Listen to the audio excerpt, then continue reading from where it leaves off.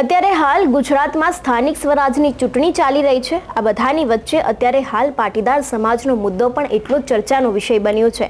આની પહેલા આપણે જોયું હતું કે જે સમયે જામકંડોળામાં સમૂહ લગ્નનો ઉત્સવ હતો તે સમયે જયેશ રાદડિયા દ્વારા નરેશ પટેલ ઉપર આડકતરી રીતે પ્રહાર કરવામાં આવ્યા હતા અને હવે આને જ લઈને નરેશ પટેલ દ્વારા એક ખુલાસો કરવામાં આવ્યો છે। આજે તેના વિશે જ વાત કરીશું। નમસ્કાર, હું હંસિની અને તમે જોઈ રહ્યા છો નિર્ભય ન્યૂઝ।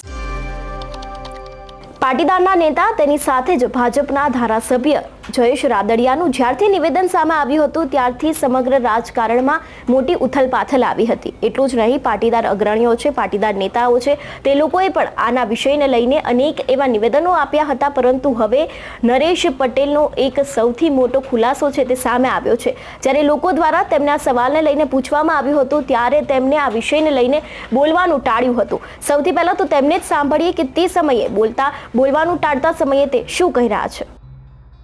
સમાજની અંદર એવા લોકોની બે પાંચ લોકોની ટીમ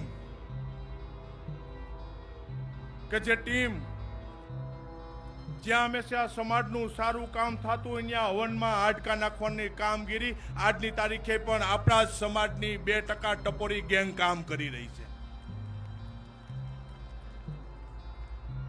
સોશિયલ મીડિયાનું માધ્યમ તમારું ફેસબુક, વોટ્સઅપ, ઇન્સ્ટાગ્રામ, એટલે તમે કરો ને તો મોબાઈલની આવડી નાની સ્ક્રીન ઉપર ક્યાંય પણ કાર્ય સારું કામ થતું હોય તો નીચે ખરાબ કોમેન્ટ લખીને આવડી સ્ક્રીન ઉપર આખા લેવા પટેલ સમાજને કેદ કરવાનું કામ પણ આપણા સમાજની ટોળકીઓ અત્યારે કરી રહી છે।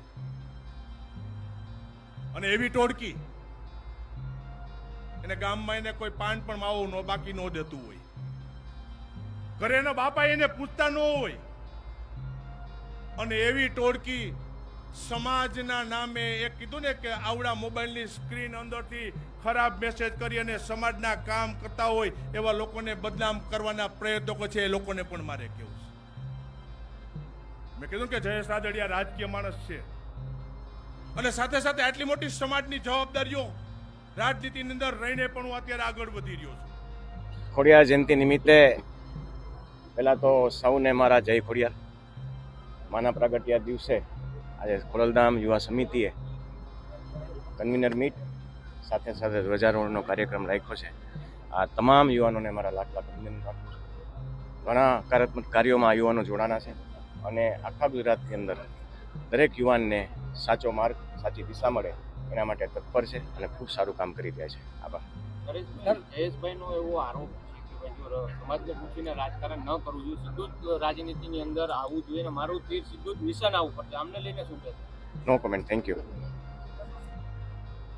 ભાજપના ધારાસભ્ય જયેશ રાદડિયા છેલ્લા ઘણા સમયથી ચર્ચામાં રહ્યા છે। કારણ ફક્ત એટલું જ છે કે જ્યારે જામકંડોળામાં સમૂહ લગ્નનો ઉત્સવ ચાલી રહ્યો હતો તે જ સમયે તે જાહેર મંચ ઉપરથી તેમને પાટીદાર નેતાઓ તેની સાથે પાટીદાર અગ્રણીને લઈને એક વિવાદાસ્પદ નિવેદન આપ્યું હતું। તેમણે એમ પણ કહ્યું હતું કે ઘણા બધા લોકો એવા છે જે લોકો હવનમાં હાડકા નાખવાનું કામ કરે છે। જ્યારથી તેમનું આ નિવેદન સામે આવ્યું હતું ત્યારથી જ ઘણા બધા એવા પાટીદાર લોકો છે જેમાં રોષ જોવા મળ્યો હતો અને ઘણા બધા લોકો એવા છે જે લોકો જયેશ રાદડિયાને સપોર્ટ પણ કરી રહ્યા હતા। આપણે ઘણી બધી સોશિયલ મીડિયાની પોસ્ટ વિશે પણ અત્યાર સુધી વાતો કરતા આવ્યા છે, જેમાં ઘણા બધા લોકો જયેશ રાદડિયાની વિરુદ્ધમાં પણ બોલી રહ્યા હતા અને નરેશ પટેલને સાથ આપી રહ્યા હતા। આ બધાની વચ્ચે જયેશ રાદડિયા દ્વારાના સમર્થકો છે તે લોકો દ્વારા જે લોકો એમનો વિરોધ કરી રહ્યા હતા તે લોકોને ધાક ધમકી પણ આપતો ઓડિયો છે તે પણ ઘણા બધા વાયરલ થયા હતા। પરંતુ હવે આ બધાની વચ્ચે નરેશ પટેલને જ્યારે આ વિવાદને લઈને પૂછવામાં આવ્યું હતું ત્યારે તેમને બોલવાનું ટાળ્યું હતું।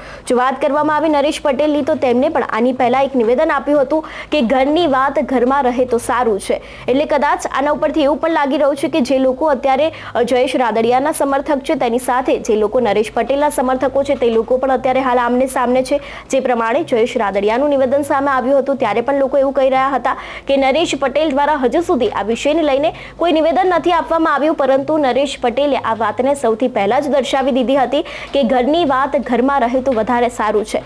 પાટીદાર સમાજના અત્યારે અનેક વિષયોને લઈને મુદ્દા ચાલી રહ્યા છે. એટલું જ નહીં, પાટીદાર સમાજમાં જે અગ્રણી નેતાઓ કહી શકાય, જે દિગ્ગજ નેતાઓ કહી શકાય, તે જ અત્યારે હાલ આમને સામને આવી ગયા છે. જો કે હવે આગામી સમયમાં જોવાનું રહેશે કે નરેશ પટેલે જે પ્રમાણે આજે બોલવાનું ટાળ્યું છે એ પ્રમાણે શું આ વિષયને લઈને તેમનું કોઈ ચોક્કસ નિવેદન સામે આવે છે કે નહીં. તેની સાથે જ જે અત્યારે હાલ નરેશ પટેલના સમર્થકો છે તે પણ મેદાને આવ્યા છે, જયેશ રાદડિયાના પણ સમર્થકો મેદાને આવ્યા છે. તે લોકો વચ્ચે પણ શું હવે કદાચ વધારે નિવેદનબાજીઓ થઈ શકે છે કે કેમ, તે પણ હવે આગામી સમયમાં જોવાનું રહેશે. કારણ કે એક તરફ જેતપુરમાં અત્યારે અનેક એવા સ્થાનિક સ્વરાજની ચૂંટણીને લઈને પણ જે નગરપાલિકા છે તેમાં પણ વિવાદો ચાલી રહ્યા છે.